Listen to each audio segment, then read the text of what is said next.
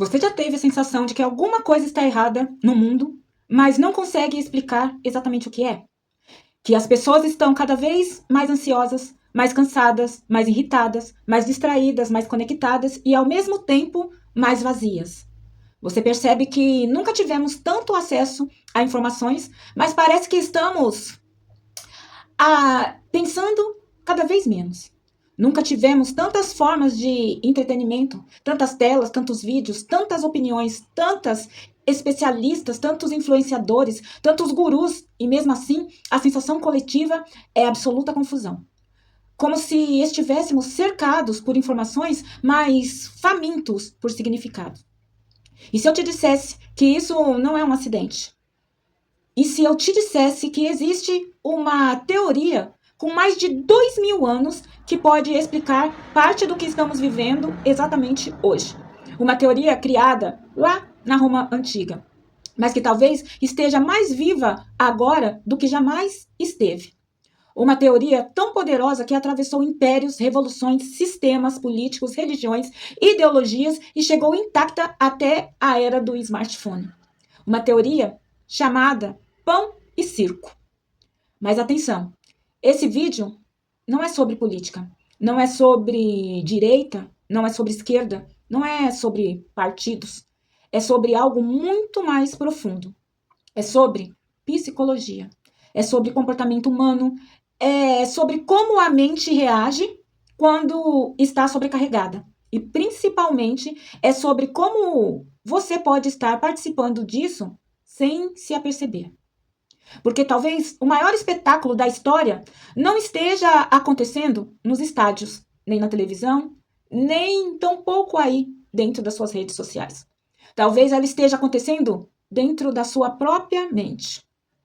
Carl Jung dizia que aquilo que não se torna consciência retorna como destino. Freud nos mostrou que passamos boa parte da vida tentando escapar das nossas angústias. E a neurociência moderna descobriu algo ainda mais assustador. Grande parte das nossas decisões acontece antes mesmo de acreditarmos que nós é que a escolhemos. Então, eu quero te fazer aqui uma pergunta simples, mas que pode mudar completamente a forma como você enxerga a sua vida. Você controla a sua atenção? Ou alguém controla sua atenção por você? Porque quem controla a sua atenção, controla a sua emoção, controla os seus medos, controla os seus desejos e até as suas prioridades. E em muitos casos, controla o rumo da sua vida. Hoje nós vamos mergulhar em uma jornada que começa lá na Roma Antiga, atravessa Freud, Jung, a psicologia social, a sociedade do espetáculo, os algoritmos das redes sociais e chega exatamente aí, aonde você está agora. E eu te prometo uma coisa: quando este vídeo terminar, você nunca mais vai olhar para o entretenimento, para a política, para a mídia e para os próprios hábitos da mesma forma. Mas existe algo ainda muito mais importante. No final deste vídeo, eu vou te mostrar por que o verdadeiro problema nunca foi o pão e nunca foi o circo. E por que a maior revolução possível não acontece nas ruas, acontece dentro da consciência de uma única pessoa, você. Então fique comigo até o final, porque talvez a descoberta mais importante deste vídeo não seja sobre a sociedade, seja sobre você, a sua vida e a sua história. A cultura do pão e circo nasce da expressão latina pane et circenses, atribuída ao poeta romano Juvenal, nas sátiras.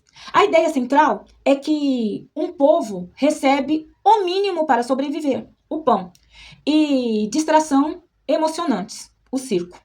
Ela pode perder força crítica, participação política e consciência coletiva. Juvenal, ele criticava justamente essa troca. Menos cidadania e mais entretenimento. Na Roma Antiga, o pão não era metáfora vazia. Havia a anona, sistema imperial de abastecimento de grãos. E depois, outros alimentos ligados à administração do império. Oxford Classical Dictionary descreve a anona como serviço imperial, responsável por suprir Roma e o exército com itens essenciais, sobretudo grãos, tornando-se uma máquina complexa de agentes públicos e privados. O circo também era literal. Corridas de bigas, gladiadores, execuções públicas, animais exóticos, encenações e grandes espetáculos em espaços como o Circo de Máximo e o Coliseu. Esses eventos não eram apenas lazer, eram rituais públicos de poder, identidade romana e demonstração de autoridade. A leitura mais profunda é esta. Pão não significava apenas dar comida e circo não significava apenas dar diversão. Significa administrar o desejo coletivo. O poder entende que uma população com fome se revolta, mas uma população alimentada, ali no limite, excitada por espetáculos e emocionalmente distraídas, pode ser conduzida com mais facilidade. Na modernidade, o pão pode ser consumo, crédito, pequenas compensações, promessas de ascensão, benefícios mínimos ou sensação de pertencimento. O circo pode ser reconhecido através dos reality shows, escândalos políticos, performáticos, celebridades, redes sociais, futebol, as guerras atuais, guerras culturais, fofocas públicas, hiperentretenimento e indagação diária. Não porque entretenimento seja ruim, é claro que não. Ele não é ruim em si, mas porque ele pode funcionar como anestesia social, quando substitui a reflexão, a organização e a consciência. Nosso querido e sempre aqui citado Guy Debord chamou isso de sociedade do espetáculo, uma organização social em que as imagens, propaganda, publicidade, notícias, entretenimento passam a medir a experiência da realidade. Já Adorno e Horkheimer, pela Escola de Frankfurt, falaram em indústria cultural e em cultura de massa, como produção padronizada, lucrativa e capaz de moldar as vontades e os desejos. O perigo psicológico do pão e circo é que ele captura 3 camadas humanas. O corpo, oferecendo alívio imediato, a emoção, oferecendo excitação, medo, raiva ou prazer, e a mente, oferecendo narrativas prontas para pessoas não precisarem ter pensamentos críticos. Em termos psicanalíticos, é quase uma questão coletiva de angústia em vez de elaborar a falta, a frustração, a injustiça. O sujeito é conduzido a descarregar tensão em espetáculos. Ele não transforma a realidade, ele consome descargas emocionais. Mas há um cuidado importante. Nem todo o entretenimento é manipulação, nem toda a política pública de alimentação é pão e circo. Alimentar uma população pode ser apenas justiça social. O problema começa quando o cuidado básico vira moeda de obediência e o espetáculo vira uma cortina de fumaça. O pão e o circo é quando o poder não precisa calar o povo. Basta mantê-los ocupados, excitados e minimamente satisfeitos. Quando falamos de pão e circo, normalmente pensamos em política, mídia ou manipulação social. Existe uma camada muito mais profunda e inquietante, a dimensão psicológica. O verdadeiro poder do pão e circo não está apenas em controlar comportamento, está em controlar estados emocionais. Está em administrar a angústia humana. E é justamente aqui que a psicanálise, a psicologia analítica de Jung e a psicologia social contemporânea se encontram. O ser humano não foi projetado para viver em estado constante de tensão. Quando existe medo, insegurança, vazio existencial, sensação de fracasso e impotência, o organismo procura compensação. A neurociência demonstra que atividades altamente estimulantes ativam circuitos dopaminérgicos relacionados à recompensa. O problema é que o cérebro não diferencia muito bem uma conquista real de uma sensação temporária de recompensa. Por isso, rolar o feed infinitamente, assistir vídeos compulsivamente, consumir notícias em excesso, maratonar séries e acompanhar escândalos produz pequenas doses de alívio. O corpo sente um prazer, mas a vida, ela continua igual. É como tomar analgésico para uma fratura. É claro, a dor diminui, mas o problema permanece. Aqui entramos numa zona ainda mais delicada. O ser humano não busca apenas prazer, busca intensividade emocional. E a mídia moderna descobriu isso. Por isso, conteúdos mais consumidos costumam provocar indignação, choque, medo, revolta, excitação e curiosidade mórbida. E isso não é por acaso. Em termos neurobiológicos, emoções intensas sequestram a atenção. Quanto mais emocionalmente ativados você está, menos capacidade crítica você possui. O cérebro entra num modo reativo. E isso cria um fenômeno perigoso. A pessoa passa a consumir emoções como quem consome uma droga. Ela não vive experiências, ela consome estados emocionais. E é aqui que mora talvez o aspecto mais sombrio.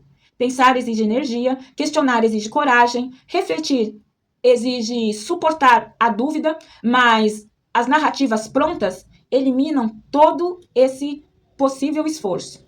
Elas dizem quem é vilão, quem é vítima, quem está certo, quem está errado, o que você deve sentir, o que você deve odiar, o que você deve e pode defender. A mente encontra um conforto, porque pensar realmente dá trabalho. A narrativa pronta oferece uma sensação de pertencimento. E o pertencimento gera segurança, já falamos sobre isso, mesmo quando esta segurança é falsa. Freud talvez olhasse para esse fenômeno como uma gigantesca operação de manejo da angústia. Para Freud, o sofrimento humano nasce do conflito entre desejo, realidade, prazer e limite, impulso e civilização. O sujeito saudável aprende a elaborar essas tensões. O sujeito capturado pelo pão e circo aprende a evitá-las. Em vez de elaborar, ele descarrega. Em vez de compreender, ele reage. Em vez de transformar, ele consome. O espetáculo torna-se um mecanismo de defesa coletivo, uma espécie de distração socialmente organizadas. Jung talvez fosse ainda mais radical, porque para ele existe um perigo maior que a repressão, a inconsciência. Segundo Jung, aquilo que não enfrentamos em nós mesmos parece para nós como destino. Quando uma sociedade inteira evita olhar para a sua própria sombra, algo acontece. A sombra não desaparece, ela é projetada. Surge então a necessidade de encontrar inimigos, culpados, grupos para odiar, figuras para idolatrar. A sombra coletiva procura um recipiente e o espetáculo oferece isso diariamente. A internet tornou-se uma máquina de projeção. As pessoas passam horas discutindo os defeitos alheios, enquanto permanecem cegas para si próprio e os próprios defeitos. Jung também descreve uma figura extremamente atual, o Puaternos, o eterno adolescente, aquele que busca prazer imediato, evita a responsabilidade, rejeita sofrimento e foge do compromisso. Observe nossa cultura atual. Tudo precisa ser rápido, fácil, divertido e estimulante. O pão e circo moderno alimenta exatamente esse arquétipo. Não exige maturidade, não exige profundidade, não exige transformação, apenas consumo. Hoje, não precisamos mais de Coliseu. O Coliseu cabe no nosso bolso. O smartphone tornou-se maior sistema de entretenimento já criado. Nunca houve tanto acesso à informação, mas também nunca houve tanta distração. Existe um paradoxo moderno. Estamos hiperconectados, mas profundamente desconectados de nós mesmos. A tecnologia nos permite observar o mundo inteiro enquanto evitamos olhar para a nossa própria vida, olhar para o nosso eu interior, o nosso próprio ego. Quando uma sociedade vive permanentemente distraída, surgem consequências previsíveis. Fragilidade emocional. As pessoas perdem tolerância ao desconforto. Qualquer frustração parece insuportável. A polarização. A reflexão é substituída pela reação. O diálogo dá lugar ao confronto. E aí vem uma ansiedade crônica, onde o cérebro permanece em estado de hiperestimulação, sempre esperando o próximo estímulo. Com tudo isso, nasce aquele velho e bom amigo, vazio existencial. A pessoa está constantemente ocupada, mas não encontra sentido para a sua vida. E vem aquela dependência de validação. A identidade passa a depender da aprovação externa. Curtidas substituem pertencimento genuíno. E agora nós estamos falando de uma sociedade infantilizada. Cada vez menos pessoas toleram responsabilidades, limites e frustrações. Se Jung e Freud pudessem estar aqui, agora, no século XXI, e observassem, talvez identificassem algo semelhante à neurose coletiva. Uma humanidade cercada de distração, mas faminta de significado. Uma humanidade hiperestimulada, mas emocionalmente exausta. Uma humanidade que fala sem parar, mas raramente escuta a si mesmo. Porque o problema do pão e circo nunca foi o pão, nem tampouco o circo. O problema surge quando eles substituem a consciência, quando o entretenimento ocupa o lugar da reflexão, quando o estímulo ocupa o lugar da elaboração, quando a descarga emocional ocupa o lugar da transformação psíquica. E talvez a pergunta mais importante seja: se todas as distrações desaparecessem por uma semana, você conseguiria permanecer sozinho com os seus próprios pensamentos? Porque é justamente nesse silêncio que começa aquilo que Freud chamou de elaboração e Jung chamou de processo da individuação. E é exatamente desse encontro consigo mesmo que a cultura do espetáculo tenta nos afastar. Talvez seja justamente aqui que a reflexão mais importante desse vídeo comece. Porque a pergunta não é se existe pão e circo. A pergunta é: quem você se torna quando está sendo alimentado por ele? Vivemos a era mais conectada da história. Temos acesso a mais informações do que qualquer geração que já existiu nesse planeta. Mas também vivemos a era da distração permanente.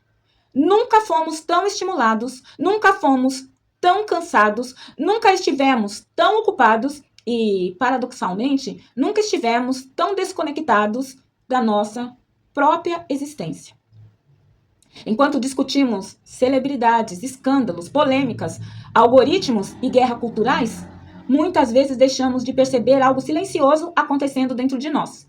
A nossa capacidade de refletir, de questionar, de sentir profundamente, de reconstruir consciência, porque consciência dá trabalho. Pensar dói, amadurecer dói, olhar para a nossa própria sombra dói demais. Mas é exatamente aí que começa a liberdade. A verdadeira liberdade não é fazer o que se quer, é não ser manipulado pelo que desperta os nossos impulsos. É não ser conduzido pelo medo, pela raiva, pela euforia, pela indignação fabricada, pela distração permanente. Uma sociedade só amadurece quando indivíduos amadurecem. E indivíduos só amadurecem quando param de fugir de si mesmos. Talvez seja por isso que tantas pessoas estejam cansadas. Não porque trabalhem demais, mas porque estão há anos tentando se distrair da sua própria vida. E nenhuma distração, por mais sofisticada que seja, consegue preencher o vazio de uma consciência adormecida. Por isso, se você chegou até aqui, eu quero te deixar um desafio. Um desafio simples, não se preocupem, mas profundamente revolucionário. Nos próximos dias, observe. Observe o que captura a sua atenção. O que desperta a sua raiva. O que desperta o seu medo. Observe o que desperta a sua necessidade compulsiva de consumir mais um vídeo, mais uma notícia, mais uma opinião.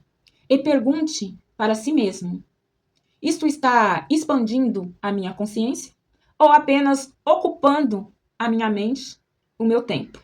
Porque existe uma diferença gigantesca entre estar informado e estar consciente. E talvez o futuro da nossa sociedade dependa exatamente dessa diferença. Se essa reflexão fez sentido para você, compartilha esse vídeo. Não para eu ganhar curtidas, não para nós alimentarmos os algoritmos, mas porque consciência também se espalha. Porque talvez exista alguém que você ama vivendo aí, no tal do piloto automático. Alguém que precise ouvir isso. Alguém que está sofrendo sem perceber que passou anos tentando se anestesiar. Anestesiar da sua própria vida, das suas próprias angústias e das suas próprias necessidades. E lembre-se, toda grande transformação coletiva começa dentro de uma única mente que decidiu acordar.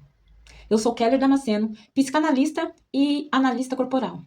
Eu sou apaixonada pelo estudo da mente, do comportamento e das forças invisíveis que moldam a nossa forma de viver, amar, sofrer e existir. Este aqui é o canal Corpo e Consciência, um espaço onde a psicanálise encontra a vida real, onde a filosofia, a ciência, o comportamento, a consciência caminham juntas e de mãos dadas, onde não buscamos respostas prontas, buscamos perguntas melhores, porque quando a consciência se expande, o corpo fala diferente, as emoções respondem diferente, a vida inteira começa a fazer mais sentido. Aí, vou te fazer um pedido. Se inscreve no canal, ative as notificações e venha fazer parte dessa comunidade de pessoas que escolheram algo cada vez mais raro nesse nosso mundo moderno: pensar, sentir e despertar. Nos vemos nos próximos vídeos, porque a mente humana é profunda demais para ser reduzida a um espetáculo. E a sua consciência vale muito mais do que qualquer pão ou qualquer circo que tentarem lhe oferecer goela abaixo. Aqui, como eu disse, é o Corpo Consciência. Eu sou Keller Damasceno, onde compreender a si mesmo é o primeiro passo para transformar o mundo. E até a próxima!